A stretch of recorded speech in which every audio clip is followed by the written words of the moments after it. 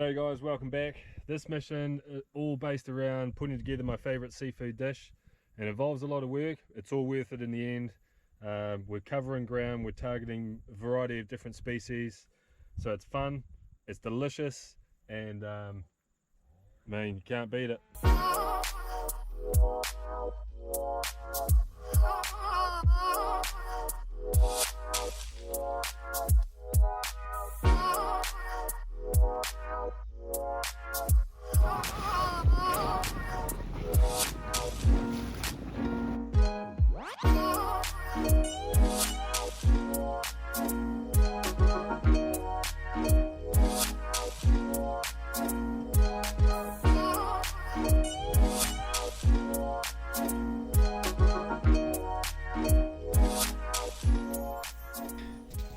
Dropping straight down into a school of kahawai. If you can hear that noise in the background, that's the sound of life. And we hear that sound usually means it's a productive area, and as usual, work the food chain.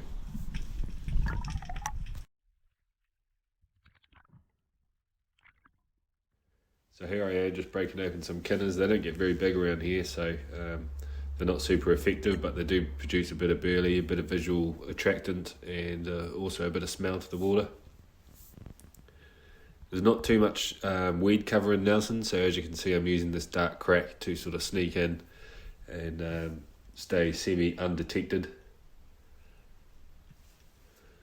It's pretty hard to see on the GoPro, but on the edge of the vis line there's a school of snapper, so I decide I'm going to do a few drops here and put out another bit more burley.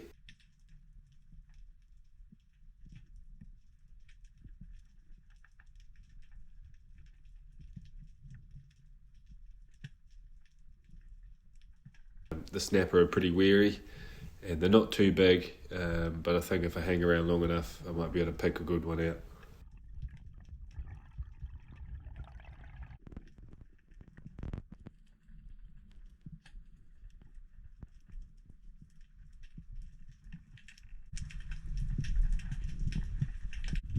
As I was swimming back up, I just swam past this blue mocky and decided to take him.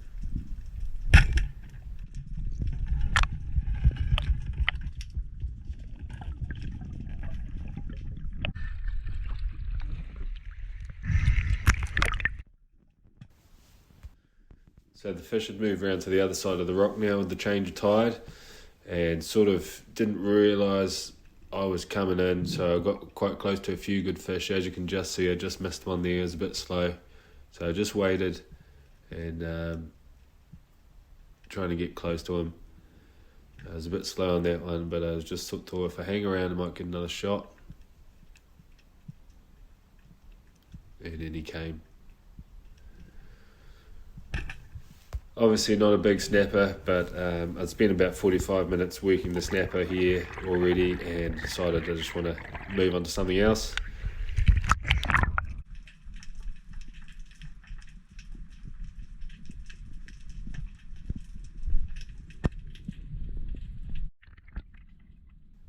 So once I got that last snapper on board, I decided to move to another spot and do a few drops in that area, as it usually holds some good fish on the outgoing tide. Once again, you can see I'm diving down really slowly. The vis isn't that great, so I'm diving down really slowly and just scanning the area. I really don't want to spook any fish at this point, especially on the first drop. So I'm just cruising down slowly, checking it out, peering over the rocks. And as you can see, I'm using this little crevice to sort of sneak down semi-undetected again. Just trying to take advantage of the area around you to provide you the most camouflage you can. And as you can see, a school of Cherokee poke their noses in to have a look.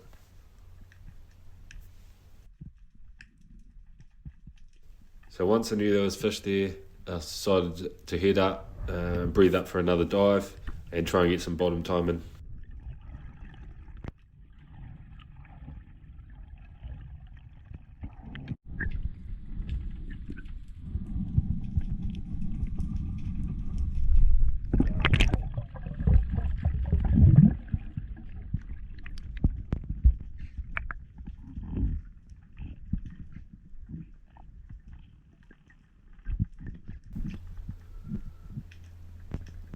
So I just started to slow down at the bottom and saw another big blue monkey come in.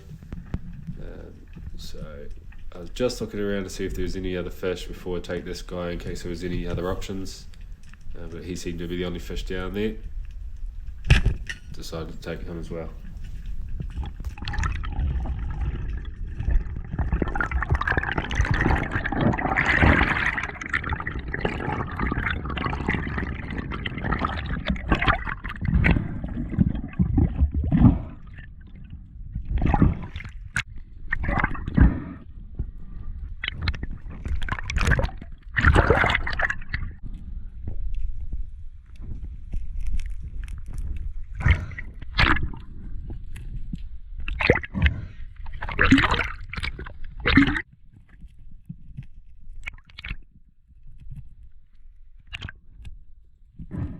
So I just took the fish up into the shallows to bleed him out and get it on the kayak. I sort of started to get a really sharky feeling, especially now I'd shot a few fish in the area. And as I was saying before, every time I dive here I'll see a shark. So I decided I'd start pulling the kayak in close and I'd anchor it up in this bit of weed while I got myself sorted. And then while I was doing that, I looked up and in came old mate Bronzy. You just see him on the edge of the viz there, but I think he realised he was a bit too late and carried on moving. So I tried to swim after him and get some footage, but just as soon as he appeared, he also disappeared. And that was it for that spot. So decided I had enough fish and I was going to move on to something else. Well, Bronzy's back. So came to a bommy that's sort of one of the only bommies within a relatively barren area, and just on top of this cap you can see a squid hanging out. So I decided to take him. I absolutely love squid. It's delicious. So that was a very welcome addition to the table. And just as I was getting him close, you could see he'd probably had a bit of a tussle with some blue cod, I'd imagine, because you could see his tentacles are all torn and ripped. So he'd been having a hard time.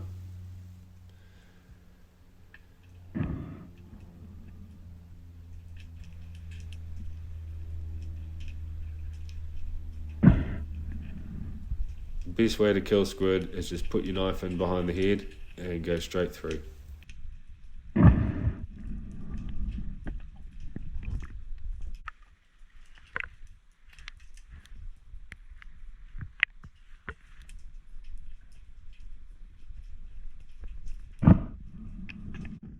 I decided to have a look for some crays, and it didn't take long before I found some promising cracks, and boom. Now this looked like quite a nice crayfish, so I was just taking my time sussing out the hole. It was a pretty deep crack and he had a long way to go if he was quicker than me, so I took my time and went in for the grab.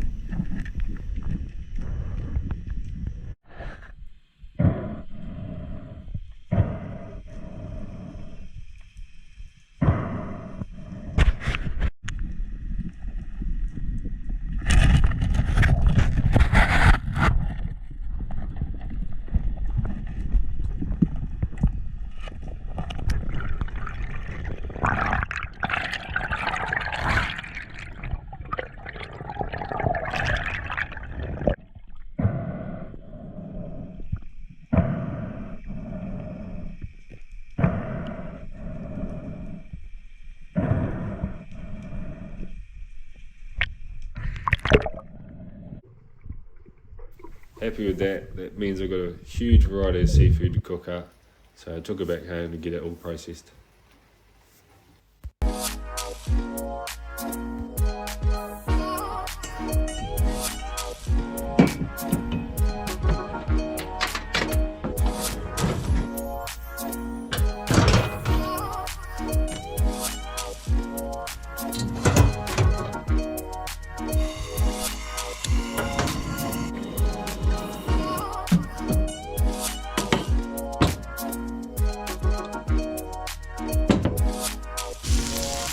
Got banged our onions in. Now we got some smoked garlic. So I just chuck cloves of garlic in when I'm doing smoked fish and use it for cooking from there on out. Lasts well, semi-cooked, and has a beautiful smoky flavour, so really good for cooking with.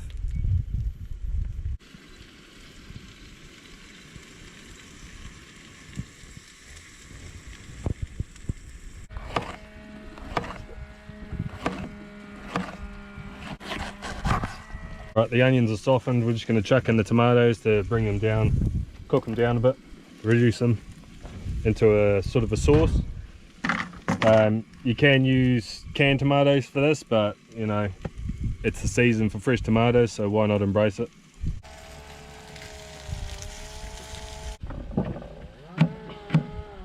Now chili is optional obviously, but I like it with spice. So I'm just going to show you how I quickly break down this crayfish. First, you're just going to run your knife around the skirt, all the way around, twist and pull.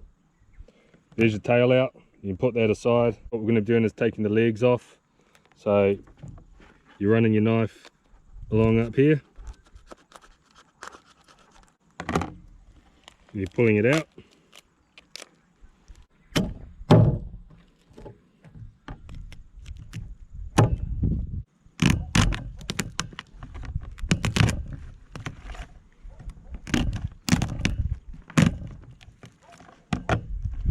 Open that up.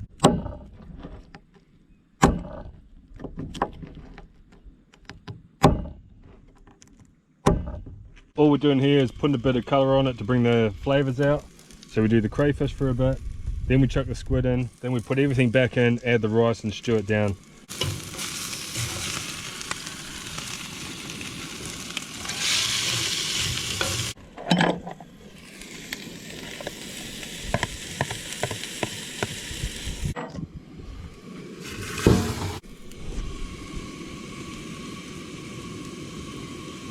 This here is the most expensive herb in the world, saffron. Very unique flavour, and it's worth it, trust me.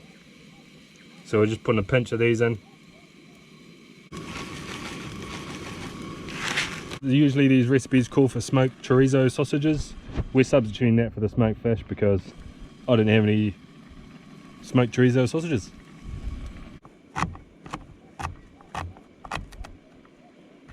Oh, that smells so good. Alright, that rice is nearly done. I'm going to add our New Zealand native greenlet mussels into the mix.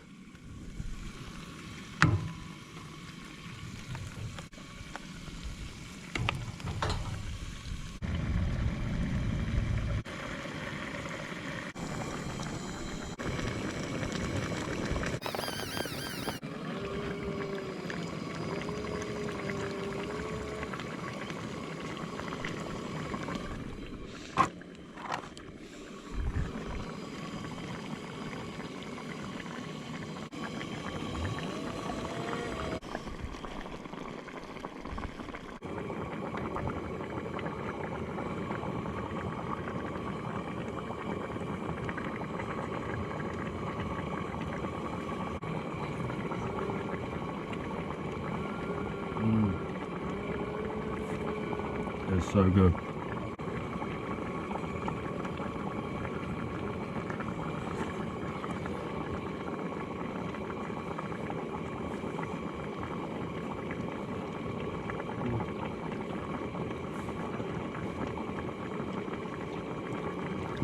So there we have it guys, the Kiwi seafood paella dish. Delicious, bit of effort, but it's well worth it, so I recommend giving it a try. It's a good way of utilising the seafood we get here in New Zealand, and it adds a bit of excitement and a bit more purpose to your day if you've got something like this planned in the back of your mind. So once again, thanks for watching.